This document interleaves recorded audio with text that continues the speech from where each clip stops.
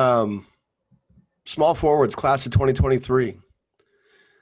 That's our topic for the day. We are going to really go through these pretty quickly. And one of it's for somewhat of an obvious reason is because it seems like half the darn list is from Carmel. Um, and I'm going to group those guys together. But the kid with the highest ceiling, and it's not as a deep a list as what we've talked about with the last couple of positions. Yeah, definitely.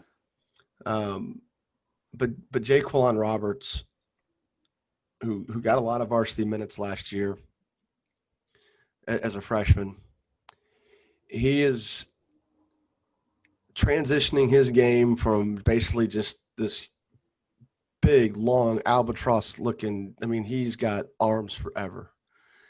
He passes any visual test you'd want. He's got a good body. He's eager to play. It seems like he's always smiling when he enjoys the game. And he plays pretty hard. There's times where he has issues getting his body going. He's got a little awkwardness to him still. He has definitely got a long way to go to get to his ceiling, and I mean that as a positive. He has got his shots improved, but it's still more of a set shot. It may be one of those deals where it's never the best part of his game. But he's also getting to the point where he can put the ball on the floor and get to the basket. He understands how to do that in fewer dribbles.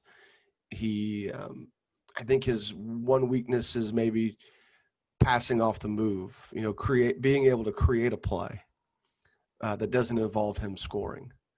And a lot of that is just his vision. It's not anything else. He's just, when you're transitioning from a game where you pretty much played in the post most through middle school, and now all of a sudden you're literally being thrust onto the perimeter.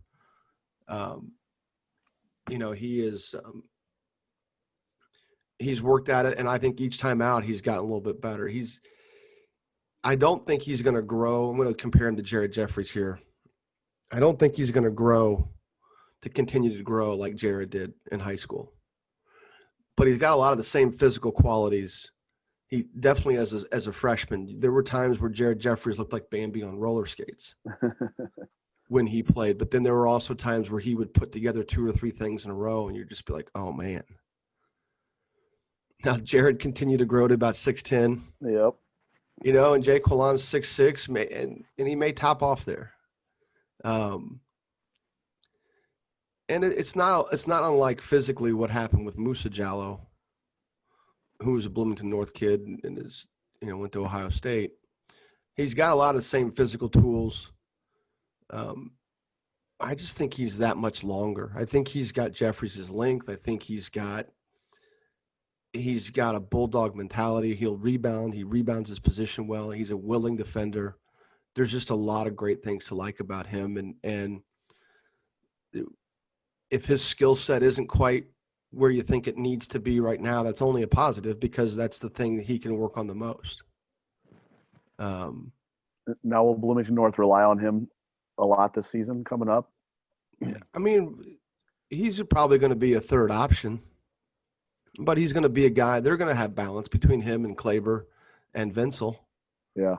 Those 3 guys. And I'm probably sure there's probably going to be some guys, probably a junior or senior, that produces for them that we don't know much about. But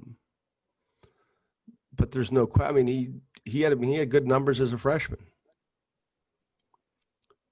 for a freshman.